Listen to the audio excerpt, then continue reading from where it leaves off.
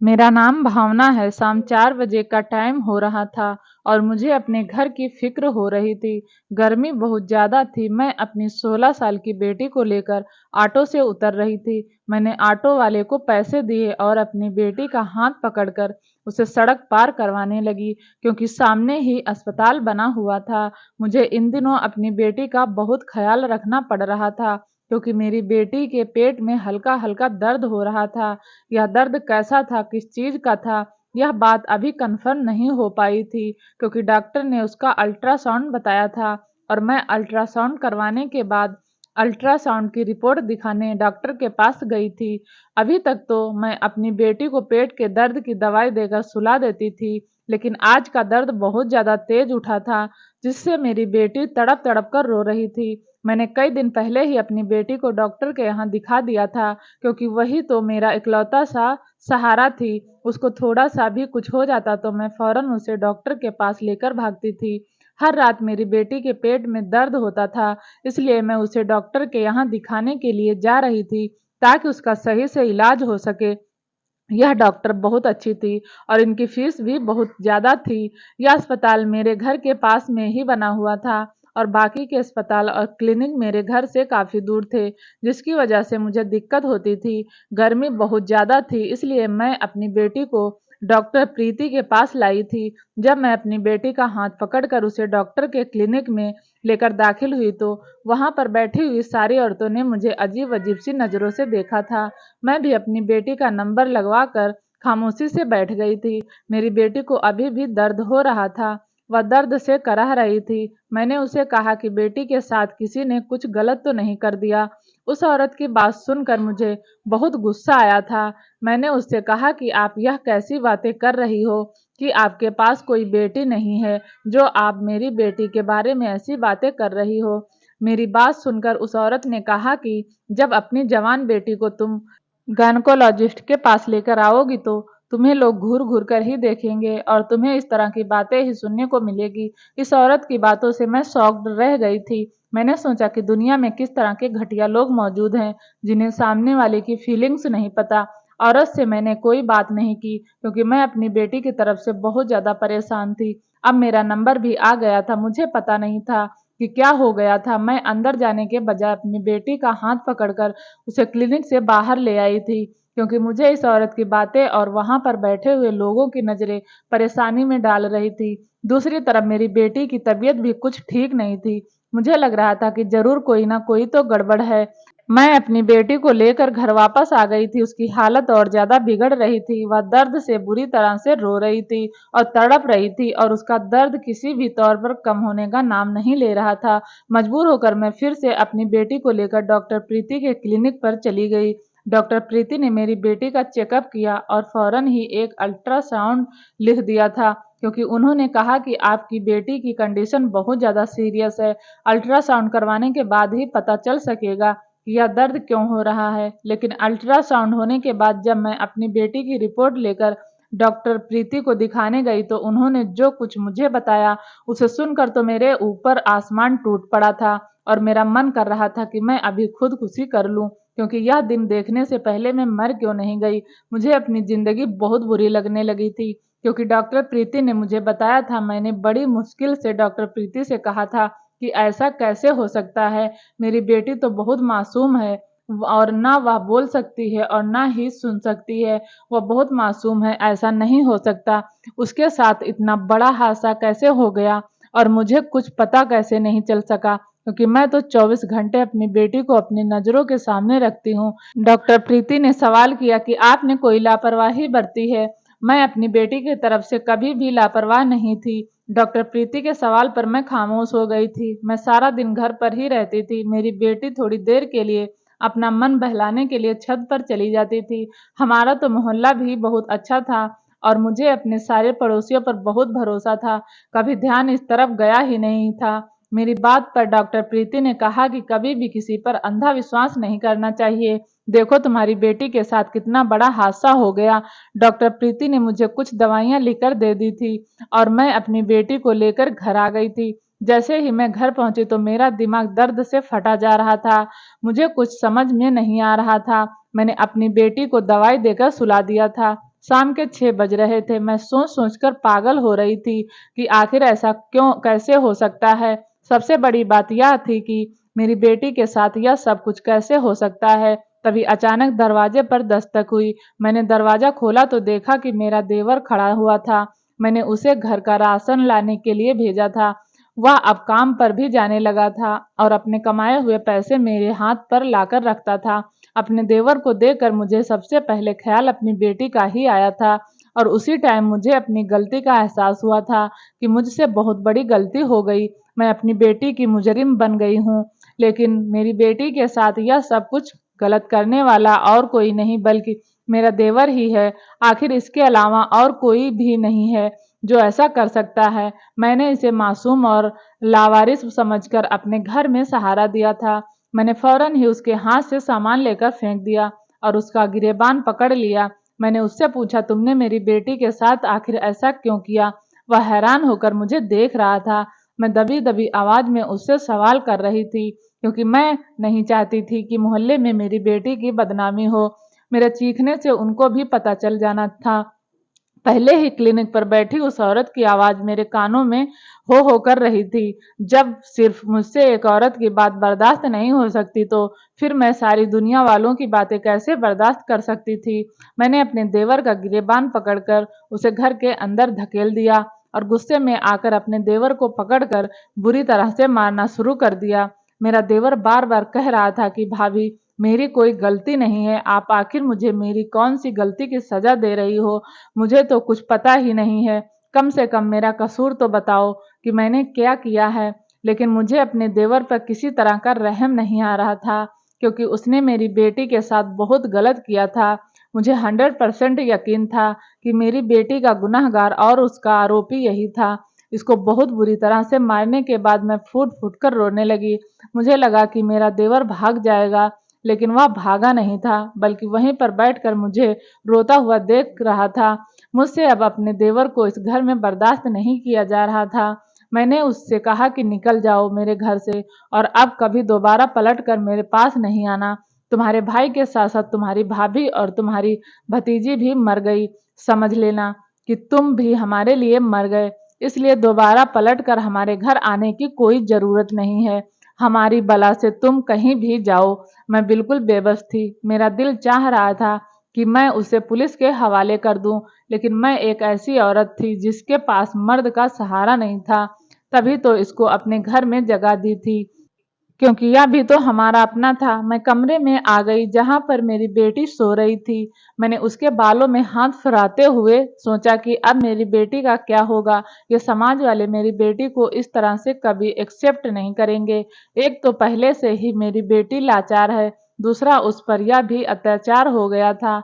आज से 4 महीने पहले की बात है, जब मैं अपने पुराने दिनों के बारे में सोचने लग गई थी। मैं अपनी बेटी के मामले में बिल्कुल भी लापरवाही नहीं करती थी, क्योंकि मेरी बेटी के सिवा मेरा इस दुनिया में कोई भी नहीं था। पति भी इस दुनिया से मुझे छोड़कर चला गया था और मैंने बड़ी मुश्किल से अपने घर का ऊपर वाला पोर्शन किराए पर दे दिया था। उसे जो किराया आता था उससे अपना गुजारा कर रही थी, जो हम दोनों माँ बेटी के लिए काफी था। मेरा भी अपना इस दुनिया में कोई नहीं था, क्योंकि मैं भी अनाथ थी। मुझ जैसी अनाथ से ही मेरे पति ने शादी की थी। मैं अपने घर में अपनी 16 साल की बेटी के साथ रहती थी। मेरी जिंदगी अपनी छोटी सी फैमिली के साथ बहुत अच्छी गुजर रही थी। मेरे परिवार में मैं, मेरा पति और मेरी एक बेटी थी। इसके अलावा मुझे कोई दूसरी औलाद नहीं हुई थी। मेरी बेटी 16 साल की हो गई थी और बहुत ही ज्यादा खूबसूरत थी। बस मेरी बेटी के अंदर एक ही कमी थी कि वह सुन नहीं सकती थी और ना ही बोल सकती थी। अपनी बेटी के इस बीमारी के लिए मैंने उसका काफ़ी इलाज करवाया था। वह पैदाइशी तौर पर ऐसी ही थी, इसलिए उसका इलाज होना नामुमकिन था। मेरा ससुराल गांव का था, लेकिन मेरा पति यहाँ शहर में नौकरी करता था, इसलिए हम लोग यहीं पर ही रहते थे। मेरे सास ससुर बहुत ज़्यादा गरीब थे। मेरे पति उन्हें यहाँ से पैसा कमा कर भेजा करते थे। हम लोग भी कोई ज़्यादा अमीर नहीं थे। मेरा पति बड़ी ही मेहनत से पैसा कमाता था और आधे से कम हम लोगों के पास बचता था, जिसमें हम अपना गुजारा करते थे। फिलहाल जिंदगी इसी तरह से गुजर रही थी। मेरे पति का एक छोटा भाई भी था, उसकी उम्र 20 साल थी। वो जवान था। मेरे पति की 2 साल पहले मौत हो गई थी। हालांकि उससे पहले मेरे ससुर की मौत हो चुकी थी और अभी हाल फिलहाल में मेरी सास की भी मौत हो गई थी। मेरा देवर बहुत ही सीधा था और वह अब गांव के मकान में अकेला रह गया था। वह गांव में अकेला परेशानी भरी जिंदगी गुजार रहा था। इसलिए लोगों ने तय किया कि उसे उसके शहर में रहने वाली भाभी के पास भेज दिया जाए। अभी मेरा देवर हमारे घर पर रहने के लिए नहीं आया था। अभी तो गांव में ही रह रहा था, लेकिन उसने फोन करके बता दिया था कि गांव के लोग उसे यहाँ पर भेज रहे हैं। उनका कहना है कि गांव में रहते हुए तुम्हारी जिंदगी लावारिसों की तरह गुजर रही है। मेरा देवर कोई काम काज नहीं करता था, क्योंकि उसके माता पिता ने छोटा होने की वजह से उससे इतना प्यार किया था कि उनके लाड प्यार से उसे बिगाड़ कर रख दिया था। वैसे तो उसके अंदर कोई बुरी हरकत नहीं थी, लेकिन वह बस सारा दिन घर में ही पड़ा रहता था। उस बेचारे को कोई खाना तक देने वाला नहीं था। गांव के आस पड़ोसी उससे कभी कभी खाना दे जाते थे, तब वह खा लेता था, वरना भूखा रहता था। मैंने भी यही सोचा था कि मैं अपने देवर को यहीं पर ही बुला लेती हूँ। मुझे भी तो किसी मर्द का सहारा चाहिए था। मेरे पति के मरने के बाद तो मैं बिल्कुल अकेली हो चुकी थी। मैं अपनी तरह ही अपने देवर का भी एहसास कर रही सकती थी, क्योंकि जब हम खुद अकेले रहते हैं तो हमें अकेलापन महसूस होता है। मैंने भी यही सोचा कि मेरा जवान देवर अकेला रहता है, उसको भी तो किसी के सहारे की जरूरत है। फिर मैंने उसे अपने घर बुला लिया था। आज से 4 महीने पहले की बात है, जब मैंने अपने देवर को घर बुला लिया था। उसका नाम विकास था। उसे देखकर मुझे कोई खास खुशी तो नहीं हुई थी, क्योंकि वह कुछ कमाता ही नहीं था। मेरी जान को ही एक फैमिली मेंबर बढ़ गया था। आजकल महंगाई की वजह से वैसे भी खर्च इतने ज्यादा बढ़ गए कि अपना गुजारा करना ही मुश्किल हो रहा था। मैंने सोच लिया था कि चलो मेरे लिए कोई एक सहारा बन गया। तड़पती कड़कती धूप में मेरे घर का दरवाजा बजा। मैंने दरवाजा खोला तो दरवाजे पर मेरा 20 साल का जवान देवर खड़ा हुआ था। वह मुझे देखते ही खुश हो गया था और मेरी बेटी के लिए फ्रूट लेकर आया था। वह मुझे बहुत ज्यादा भूखा लग रहा था। घर आते ही सबसे पहले मैंने उसे खाना खिलाया, क्योंकि दोपहर का टाइम था और इस टाइम हम लोग भी खाना खा रहे थे। मेरा देवर जैसे बेचैन होकर खाना खा रहा था। उस बेचारे को देखकर तो मुझे उस पर तरस आया, क्योंकि लोग तो उसे बासी और भूखा सूखा खाना ही दिया करते थे। मेरे हाथ का टेस्टी और ताजा खाना खाकर वह बहुत खुश हुआ था और मेरे हाथ के खाने की बार बार तारीफ किए जा रहा था। ऐसा लग रहा था कि जैसे आज उसने पेट भर कर खाना खाया है। वह बेचारा बहुत ज्यादा कमजोर हो गया था। अपने देवर को घर में रखने से मेरा भी फायदा हुआ था कि मैं बाजार के बार बार चक्कर लगाती थी। मुझे कोई सामान लाना होता तो मैं अकेली ही बाजार जाकर लेकर आती थी। ऊपर से मुझे अपनी बेटी की भी फिक्र लगी रहती थी, क्योंकि वो घर में अकेली थी। मैं अपनी बेटी को दवाई देकर सुला दिया करती थी और फिर घर के दरवाजे को बाहर से ताला लगाकर ही घर से बाहर निकलती थी। मुझे बार बार अपनी बेटी की फिक्र सताती थी और फिर मैं थक भी जाती थी। अब मैंने सोच लिया था कि ये सारे काम मेरा देवर ही किया करेगा। मेरे देवर को घर में आए हुए 2 दिन हो गए थे। मुझे अच्छा लग रहा था कि वह मेरे हर काम में हाथ बटा रहा था। मेरे बिना कहे ही वह हर काम को कर दिया करता था। उसे भी लग रहा था कि कहीं मैं भाभी पर बोझ ना बन जाऊं, इसलिए वह हर काम कर रहा था, घर का भी और बाहर का भी। मेरे साथ साथ घर की सफाई भी करवाता था और खाने में भी मेरा हाथ बटा दिया करता था। मुझे खुशी होती थी उसे अब इतनी मेहनत करते हुए देखकर। मुझे अच्छा महसूस हुआ था। वह बेचारा रात को बार बार उठकर घर के दरवाजे पर भी पहरा दिया करता था कि कहीं चोर वगैरह अंदर ना आ जाएं, क्योंकि रात को मैं सोने जाती तो इसी फिक्र में मुझे नींद नहीं आती थी। लेकिन जब से मेरा देवर घर आया था, मैं सुकून की नींद ले रही थी। लेकिन मैं इस तरह से अपने देवर पर इतनी जल्दी भरोसा भी तो नहीं कर सकती थी। पता नहीं जाने क्यों मुझे अपने देवर को देखते ही उस पर भरोसा हो जाया करता था। वह भाभी भाभी कहता हुआ बार बार मेरे आगे पीछे घूमता रहता था। मेरे घर में एक छोटी सी बैठक बनी हुई थी। मैंने उसको वहीं पर शिफ्ट कर दिया था, क्योंकि मेरी जवान बेटी का साथ था। मैं उसे अपने कमरे में तो नहीं सुला सकती थी और ऊपर वाला पोर्शन मैंने किराए पर दिया हुआ था। उसमें किराएदार रहते थे। ऊपर वाले पोर्शन में जाने का रास्ता भी अलग था। इसलिए नीचे से मैं दरवाजा बंद रखती थी। मेरे घर में जो किराएदार रहते थे, उन्होंने कहा था कि अगर आपका देवर मेरे साथ मेरी दुकान पर बैठ जाया करे तो मैं उसे पैसे दे दिया करूंगा। मैंने उनसे कहा था कि मैं अपने देवर से इस बारे में बात करके बताऊंगी। मेरा देवर जब सब्जी लेकर घर आया तो मैंने उसे इस बारे में बताया था और वह इस काम के लिए फौरन ही राजी हो गया था, क्योंकि उसे भी पैसों की जरूरत थी। मेरे देवर ने काम पर जाना शुरू कर दिया था। वहां से उसे 1000 महीना मिलने लगा था। मेरे लिए वह 1000 काफी थे, क्योंकि मेरा देवर अपने सारे के सारे पैसे लाकर मेरे हाथ पर रख दिया करता था। मुझे पैसों से भी काफी सहारा मिला था। मेरे देवर के घर आने के बाद से मुझे काफी आसानी हो गई थी। फिर 1200 भी मेरे लिए बहुत ज्यादा थे। उसके होते हुए मुझे सेफ्टी का भी एहसास हो रहा था। अगर इस सेफ्टी के मुझे 1000 महीना मिल रहा था तो इससे मेरे घर में भरपूर राशन भर जाता था और बाकी का खर्च मैं किराए के पैसों से उठा लिया करती थी। लेकिन मुझे नहीं पता था कि 1200 से मैं सेफ्टी नहीं बल्कि उम्र भर की बदनामी और बेइज्जती भी खरीद रही हूँ। लेकिन जब से मेरा देवर आया था, मेरी बेटी अपने पेट में बार बार दर्द बता रही थी। मैं अपनी बेटी की तरफ से बहुत ज्यादा परेशान थी। एक दो बार तो मैंने उसे छोटे डॉक्टर से दवाई लेकर दिलवा दी थी, लेकिन अब वह बहुत ज्यादा दर्द से तड़पती थी। इसलिए मैंने उसे एक गायनकोलॉजिस्ट को दिखाया था। मुझे कुछ समझ नहीं आ रहा था कि मैं क्या करूं। मैं एक दिन अपनी बेटी को गायनकोलॉजिस्ट के पास लेकर चली गई। उन्होंने मेरी बेटी का अल्ट्रासाउंड बताया था, लेकिन वहां पर बैठी हुई उस औरत ने मुझे जो बात बताई थी, उसे सुनकर तो मेरी हिम्मत ही नहीं हो रही थी कि मैं डॉक्टर को अल्ट्रासाउंड दिखाऊं। इसीलिए मैं अल्ट्रासाउंड की रिपोर्ट वापस लेकर घर आ गई थी और मैं बहुत ज्यादा रो रही थी। मैं अपनी बेटी की इतनी बुरी हालत देखकर उसका अल्ट्रासाउंड डॉक्टर के पास ले गई थी।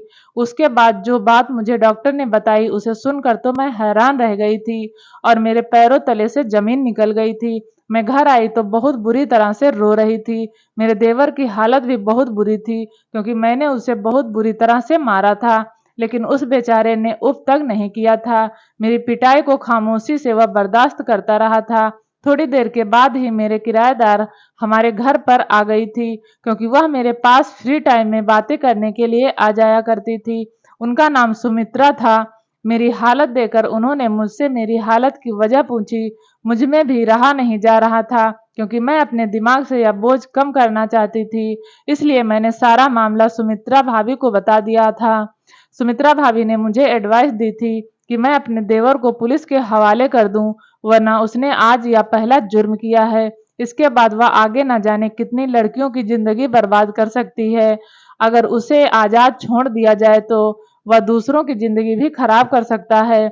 सुमित्रा भाभी ने मेरी हिम्मत बांध दी थी, लेकिन मैं नहीं मान रही थी। मैंने सुमित्रा भाभी से कहा कि मुझे अपनी बदनामी का डर है, यह बात पुलिस तक पहुंच जाएगी और फिर मीडिया तक। मेरी बात सुनकर सुमित्रा भाभी ने कहा कि मेरे नंदोई पुलिस में हैं, मैं खामोशी से उनसे बात कर लेती हूँ। तुम्हारी बेटी का कोई नाम नहीं आएगा, वह खामोशी से ही सारा काम कर लेंगे। बस तुम अपनी बेटी की सारी रिपोर्ट पुलिस को दिखा देना, ताकि पता चल सके कि इस लड़के ने क्या किया है। रिपोर्ट की बात सुनकर तो मेरे होश उड़ गए थे। मैंने साफ साफ इनकार कर दिया था कि मैं रिपोर्ट्स नहीं दे सकती। मैंने कहा कि मुझे पता है यह हरकत इसी की है, इसके अलावा और कोई भी हो ही नहीं सकता। मैंने पूरे यकीन के साथ यह बात सुमित्रा भाभी को बताई थी। सुमित्रा भाभी ने मेरी मदद की और यह बात चोरी चुपके फोन करके अपने नंदोई को बता दी। सुमित्रा भाभी की बातों ने मुझे सोचने पर मजबूर कर दिया था। वह बिल्कुल सही कह रही थी। अगर ऐसे लोगों को आजाद छोड़ दिया जाए तो यह लोग दूसरों की जिंदगी बर्बाद कर सकते हैं। अगर इतनी सी उम्र में वह इतना बड़ा जुर्म कर सकता है तो आगे चलकर ना जाने क्या करेगा, और फिर वह कितना बड़ा मुजरिम बन सकता है। मैं सारी रात सुमित्रा भाभी की बात सोचती रही थी। सुमित्रा भाभी के नंदोई ने सारी बात संभाल ली थी। अगले दिन सुमित्रा भाभी की नंदोई 2 ऑफिसर्स के साथ बिना वर्दी में हमारे घर पर आ गए थे। पुलिस वाले मेरे देवर को पकड़ कर ले गए थे। हालांकि वह बार बार अपनी रोती हुई नजरों से मुझे देख रहा था और कह रहा था कि भाभी मैंने कुछ नहीं किया। मैंने जिस दिन उसको मारा था उस दिन घर से बाहर नहीं निकला था, वह अपनी बैठक से बाहर भी नहीं निकला था। मैंने उससे कहा था कि जब तुम्हें काम पर जाना हो तभी तुम बैठक से बाहर आना, और अगर किसी चीज की जरूरत हो तो मैं तुम्हें खुद ही कमरे के अंदर देने आऊंगी। तुम्हें कमरे से बाहर निकलने की कोई जरूरत नहीं है। जब पुलिस उसे पकड़कर ले जा रही थी तो वह मुझसे रिक्वेस्ट भी कर रहा था और कह रहा था कि भाभी मेरी कोई गलती नहीं है, लेकिन मुझे उसकी बात पर विश्वास नहीं हो रहा था। उसने कहा कि मुझे तो पता ही नहीं कि मुझे किस जुर्म की सजा दी जा रही है। मेरा देवर जिसको मैंने तरस खाकर अपने घर में जगह दी थी, इसलिए मुझे उस पर तरस नहीं आ रहा था। मैंने उसकी एक ना सुनी। अगले दिन पुलिस वालों ने मुझे अपने पास बुलाया। मैं वहां गई तो पुलिस वालों ने मुझे बताया कि हमने बहुत ज़्यादा कोशिश कर ली है, लेकिन यह सच बताने के लिए तैयार ही नहीं है और ना ही अपना जुर्म कबूल करने के लिए तैयार है। पुलिस वालों ने मुझसे कहा था कि वह पूरी कोशिश कर रहे हैं कि वह अपना जुर्म कबूल कर ले और इसीलिए उसे बहुत सख्त से सख्त सजा दी जा रही है। जेल में होने पर भी मुझे बिल्कुल भी अपने देवर पर तरस नहीं आ रहा था। मैंने पुलिस वालों से कहा कि उससे और ज़्यादा पूछने की कोशिश करें ताकि वह अपना जुर्म कबूल कर ले। कुछ दिन इसी तरह से गुजर गए थे। मेरी बेटी की तबीयत संभल गई थी। मैं उसे दोबारा डॉक्टर के पास ले गई, लेकिन इस बार डॉक्टर प्रीति के पास नहीं ले गई थी, क्योंकि डॉक्टर प्रीति के पास मेरी जान पहचान वाली कुछ औरतें मुझे मिल गई थी और हमारे पड़ोस के काफ़ी लोग डॉक्टर प्रीति के पास ही ट्रीटमेंट करवाने के लिए जाते थे। मैं अपनी बेटी को लेकर ऑटो में बैठ गई थी और दूर के एक अस्पताल में आ गई थी। यह अस्पताल मेरे घर से बहुत दूर था। इसका एड्रेस भी मुझे सुमित्रा भाभी ने ही बताया था। मुझे अब जो भी करना था बहुत जल्दी करना था और बहुत खामोश से करना था, क्योंकि मैं इस बात को ज़्यादा लीक नहीं कर सकती थी। अगर ज़्यादा दिन हो जाते तो यह बात खुद ब खुद अपने आप लीक हो जाती। इसलिए मुझे अपनी बेटी पर बहुत तरस आ रहा था। वह बेचारी मुझे अपनी परेशानी के बारे में अपने मुंह से बता भी नहीं सकती थी। मेरी बेटी बहुत ही मासूम और सीधी थी। मैंने उसे इस बारे में पूछने की कोशिश भी की थी, तब भी वह मुझे कुछ नहीं बता पाई थी और मासूमियत से मुझे देखे जा रही थी। इस डॉक्टर के बारे में मुझे सुमित्रा भाभी ने बताया था कि यह डॉक्टर साक्षी है, जो ज़्यादा पैसे लेकर हर काम खामोशी से कर देती है। ज़्यादा पैसों का सुनकर मैंने अपने कानों की सोने की बालियां बेच दी थी। मेरे पास 1,000 रुपये आ गए थे, जिसे मैंने बहुत संभाल कर अपने पास रख लिए थे। मैंने अपने पर्स को इस तरह से पकड़ा हुआ था जैसे उसमें बहुत बड़ा कोई खजाना हो। इसमें खजाना तो नहीं था, लेकिन 60,000 की रकम तो जरूर थी। मैं जहाँ भी जाती थी सर पर पल्लू रखे बिना ही जाती थी, लेकिन आज मैंने अपने सर पर पल्लू रख लिया था और चेहरे पर मास्क भी लगा लिया था ताकि मुझे कोई पहचान ना सके। मैंने अपनी बेटी का भी चेहरा छुपा दिया था। मैंने कभी सोचा भी नहीं था कि मुझे अपने चेहरे को इस तरह से छुपाना भी पड़ेगा। हालांकि मेरा तो कोई कसूर भी नहीं था, लेकिन शायद मेरा कसूर यह था कि मैंने अपने देवर पर भरोसा किया था, जिसने मेरा भरोसा जीत कर मेरी बेटी के साथ यह सब कुछ किया था। मैं अपनी बेटी को अंदर ले गई। मेरी मासूम बेटी समझ ही नहीं पा रही थी कि मैं क्यों बार बार उसे डॉक्टर के पास लेकर जा रही हूँ। उसकी नज़रों के सवाल मेरे दिल में चुभ रहे थे। मैं उसे बार बार समझा रही थी कि तुम्हारी तबीयत ठीक नहीं है, डॉक्टर को दिखाने के बाद तुम बिल्कुल ठीक हो जाओगी। मैं उससे और ज़्यादा सवाल पूछकर उसे परेशान नहीं करना चाहती थी। मुझे इस बात का अच्छी तरह से आइडिया हो गया था कि मेरी बेटी के साथ जिसने यह हरकत की है वह होश और हवास में नहीं की है। मेरी बेटी के साथ जो भी कुछ किया गया है उसे बेहोश करके किया गया है, वरना मुझे मेरी बेटी कुछ ना कुछ बताने की कोशिश जरूर करती। ना जाने कब और कैसे मेरे देवर ने मेरी बेटी का फायदा उठा लिया और मुझे कुछ पता ही नहीं चला। मैं उस डॉक्टर के पास गई और सारी बात उनको बता दी। मेरी बात सुनकर डॉक्टर को यकीन आया। वह काफ़ी परफेक्ट डॉक्टर भी थे। उन्होंने मेरी बेटी का चेकअप किया और कहा कि मुझे तो ऐसी कोई बात नहीं लग रही है। उन्होंने मेरी बेटी की अल्ट्रासाउंड की रिपोर्ट देखी तो मेरे ऊपर एक और धमाका फूट गया था जब उन्होंने मुझे बताया कि यह अल्ट्रासाउंड रिपोर्ट गलत है। डॉक्टर प्रीति ने जो भी कुछ बताया है वह ठीक नहीं है। मेरी बेटी के पेट में बहुत ज़्यादा सूजन बनती जा रही थी। इसी की वजह से उसके पेट में दर्द हो रहा था। ऐसा सिर्फ तला भुना खाने की वजह से ही हो रहा था। मैंने डॉक्टर से कहा कि ऐसा कैसे हो सकता है। डॉक्टर प्रीति ने ही तो अल्ट्रासाउंड करने के बाद मुझसे कहा था कि मेरी बेटी के पेट में बच्चा है, वह भी 1 महीने का। डॉक्टर साक्षी ने कहा कि ऐसी कोई बात नहीं है। कभी कभी अल्ट्रासाउंड करते समय अल्ट्रासाउंड की मशीन गलत रिपोर्ट दे देती है।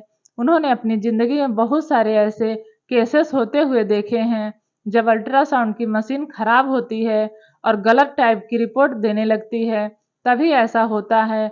डॉक्टर साक्षी ने कहा कि मैं बहुत ज़्यादा तजुर्बे का डॉक्टर हूँ। दूर दूर से लोग मेरे पास इलाज करवाने के लिए आते हैं, लेकिन मेरी तसल्ली के लिए फिर भी उन्होंने दोबारा से अल्ट्रासाउंड करवाया था। मेरी बेटी के पेट में सूजन के अलावा कुछ भी नहीं था। मेरी बेटी बिल्कुल ठीक थी। मुझे इस बात की बहुत खुशी हुई थी, लेकिन मुझे समझ नहीं आ रहा था कि मैं किसकी बात का यकीन करूं। मैं बहुत ज़्यादा परेशान थी और घर वापस आ गई थी। भगवान से प्रार्थना करने लगी थी कि डॉक्टर साक्षी जो भी कह रही हैं, वह सब कुछ सच हो। अगले दिन मैं फिर से डॉक्टर प्रीति के पास गई और उनके क्लिनिक में काफ़ी हलचल थी। डॉक्टर प्रीति अपने क्लिनिक पर नहीं थी। ना जाने यह भीड़-भाड़ किस बात की थी। मैंने एक नर्स से पूछा कि यहाँ पर क्या हो रहा है, तो नर्स ने मुझे बताया कि डॉक्टर प्रीति की अल्ट्रासाउंड की मशीन काफ़ी दिनों से खराब थी और गलत रिपोर्ट दे रही थी। इस क्लिनिक में लोग गलत रिपोर्ट लेकर आए हैं और हंगामा कर रहे हैं। जिन लोगों को गलत रिपोर्ट मिली है, वो लोग डॉक्टर प्रीति को अरेस्ट करवाना चाहते हैं, क्योंकि इस तरह से लोगों को काफ़ी दिक्कत का सामना करना पड़ा है। नर्स की बात सुनकर तो मेरे होश उड़ गए थे। इसका मतलब यह था कि डॉक्टर साक्षी सच कह रही थी। मतलब कि मेरी बेटी की भी अल्ट्रासाउंड की रिपोर्ट गलत है। मेरी बेटी के साथ ऐसा कुछ नहीं हुआ। मैंने भगवान का शुक्रिया अदा किया था। मैं बहुत खुश थी। मेरी बेटी इतनी बड़ी प्रॉब्लम से बच गई थी। मैं घर वापस आ गई थी, तो मेरी बेटी घर आते ही सो गई थी। मुझे उसे देखकर सुकून मिला था।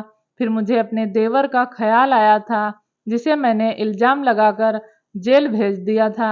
अपने देवर का ख़्याल आते ही मेरा पूरा शरीर काँपने लगा था। पुलिस वालों ने मार-मार कर उस बेचारे की ना जाने कैसी हालत कर दी होगी। वह बेचारा अब तक तो बेहाल हो गया होगा। मैंने जल्दी से सुमित्रा भाभी को अपने पास बुलाया और उन्हें पूरी बात बताई। मेरी बात सुनकर तो सुमित्रा भाभी को भी बहुत गुस्सा आ गया था। उन्होंने कहा कि जल्दबाजी में तुम्हें इतना बड़ा कदम नहीं उठाना चाहिए था। पहले तुम्हें अपनी बेटी का कहीं और इलाज करवाना चाहिए था, उसके बाद ही नतीजे पर पहुंचना चाहिए था। उन्होंने कहा कि तुम्हें आइडिया भी है कि पुलिस वालों ने सच उगलवाने के लिए उसका मार मार कर बुरा हाल कर दिया होगा। मैं जल्दी से पुलिस स्टेशन गई और वहां जाकर मैंने उनको अल्ट्रासाउंड की नई वाली रिपोर्ट दिखाई थी। उस बेचारे की सच्चाई साबित हो गई थी। उसका कोई कसूर नहीं था। उस बेचारे को पहले भी इतनी ज़्यादा परेशानियों का सामना करना पड़ा था। वह मेरे पास आकर मेरा सहारा बनना चाहता था, लेकिन मैंने उसके साथ क्या किया? बिना कुछ सोचे समझे ही उसे पुलिस के हवाले कर दिया। मुझे अपने आप पर बहुत गुस्सा आ रहा था। कम से कम मुझे एक डॉक्टर से और कन्फर्म करना चाहिए था। एक ही डॉक्टर की बातों में आकर मैंने इतना बड़ा कदम उठा लिया था। सुमित्रा भाभी भी मुझसे नाराज़ थी, इसलिए वह मेरे साथ पुलिस स्टेशन नहीं आई थी। मैंने जल्दी से अपने देवर को जेल से निकलवाया। पुलिस वालों ने भी मेरी बात सुनकर बहुत गुस्सा किया था। मैं सब लोगों के सामने शर्मिंदा होकर रह गई थी और इज्जत के साथ उसे घर ले आई थी। मैंने उसके सामने रोना शुरू कर दिया था और उसे पूरी बात बताई थी। दरअसल मुझे डॉक्टर ने बताया था कि मेरी बेटी के पेट में 1 महीने का बच्चा पल रहा है और किसी ने उसके साथ यह हरकत की है। मेरी बेटी कुंवारी थी और उसकी तो अभी तक शादी भी नहीं हुई थी। बस इसी वजह से मुझे टेंशन हो गई थी। एक तो मेरी बेटी पहले से ही लाचार थी, ऊपर से उसके साथ यह सब कुछ हो जाना मेरे लिए बहुत बड़ी बात थी। मुझे इस बात की बड़ी हैरानी थी कि मेरे देवर ने मुझे बड़ी आसानी से माफ़ कर दिया था। मुझे नहीं पता था कि उसका दिल इतना नरम है कि उसने मुझे इतनी आसानी से माफ़ कर दिया। हालाँकि मेरी बहुत बड़ी गलती थी। उसकी जगह अगर कोई और होता तो वह भी कभी मुझे माफ़ नहीं करता, लेकिन उसने मेरे साथ रहने से इनकार कर दिया। उसने कहा, भाभी मैं आपके साथ नहीं रह सकता। आपने मेरे साथ जो किया है वह एक गलतफहमी की वजह से हुआ था, लेकिन ऐसा भी हो सकता है। यह दुनिया बहुत बड़ी है, कोई भी मेरे ऊपर किसी भी तरह का इल्जाम लगा सकता है। आपकी एक जवान बेटी है और मैं यह बर्दाश्त नहीं कर सकता, इसलिए मैं आपका घर छोड़कर चला जाऊंगा। मैंने उसे घर छोड़कर जाने नहीं दिया, उससे बहुत रिक्वेस्ट की। मैंने उससे कहा कि तुम नौकरी छोड़ दो, चाहो तो मुझे पैसे भी मत दो, लेकिन मेरा घर छोड़कर मत जाओ, क्योंकि फिर से तुम्हारे लावारिस होने की नौबत आ जाएगी। तुम्हारे पास तो कोई भी नहीं है। पहले ही मुझे जेल वाले हादसे पर काफी अफसोस हो रहा है, और अगर अब तुमने मेरी बात नहीं मानी तो मुझे बहुत दुख होगा। तुम्हें मेरी वजह से बहुत परेशानी उठानी पड़ी, शारीरिक और मानसिक परेशानी से गुजरना पड़ा, लेकिन मेरे देवर ने मेरी एक नहीं सुनी और वह मेरा घर छोड़कर चला गया। मैं उसके जाने के बाद सारी सारी रात रोती रही थी। फिर मैं डॉक्टर प्रीति के पास गई और उन्हें सारी बात बताई। उन्होंने कहा कि उनकी भी गलती है और उनकी गलती की वजह से ही इतना सब कुछ हो गया। डॉक्टर प्रीति ने कहा कि उन्होंने जिस लड़की को अल्ट्रासाउंड के लिए रखा था, उसने मुझे बताया ही नहीं कि मशीन खराब है। उसने अपना नुकसान छुपाने के लिए मुझे मशीन की खराबी के बारे में नहीं बताया, जिसकी वजह से मेरे साथ ही नहीं बल्कि बहुत सारे पेशेंट के साथ बहुत बड़ी बड़ी प्रॉब्लम्स हो गई। उन्होंने बताया कि उन्होंने जब मेरी बेटी का अल्ट्रासाउंड किया तो उन्हें बच्चे की धड़कन महसूस हुई थी, लेकिन यह सब कुछ मशीन की खराबी की वजह से था। उन्होंने बताया था कि मेरी बेटी के पेट में बच्चा है। मैं उनके क्लिनिक से वापस आ गई। कुछ ही दिन इस तरह से गुजर गए थे। उन्होंने मुझसे बहुत माफी मांगी थी। मैं अपने देवर के घर आने का इंतजार कर रही थी, क्योंकि इसी तरह से मुझे मेरी गलती की माफी मिल सकती थी। मुझे उसकी बहुत फिक्र हो रही थी कि वह बेचारा कहाँ गया होगा और इस अनजान शहर में कैसे खा पी रहा होगा। उसके लिए तो यह शहर अनजान ही था। मैं भगवान से रो रो कर प्रार्थना करती थी, लेकिन भगवान ने एक दिन मेरी प्रार्थना सुन ही ली और मेरा देवर खुद ही हमारे घर वापस आ गया। अब की बार मैंने फैसला किया था कि मैं उसे अपनी औलाद से भी बढ़कर प्यार करूंगी। इस हादसे को अब 10 साल गुजर गए। मैंने अपने देवर की शादी कर दी। मेरे देवर ने अपनी मेहनत से हम लोगों का काफी भला किया है। वह अपनी पत्नी के साथ आज बहुत खुश है, और तो और मेरी बेटी की भी शादी एक ना बोलने वाले लड़के के साथ ही हो गई। वह लड़का अच्छा कमाता है। मेरी बेटी वहां पर बहुत खुश है। मेरा देवर बहुत अच्छा इंसान है और भगवान अच्छे लोगों के साथ हमेशा अच्छा ही करता है। मेरे देवर को बहुत अच्छी पत्नी मिली है, जो उसका हर सुख दुख में साथ देती है। कहानी अच्छी लगी हो तो प्लीज़ चैनल को ज़रूर सब्सक्राइब करें। कहानी सुनने के लिए आपका बहुत बहुत धन्यवाद।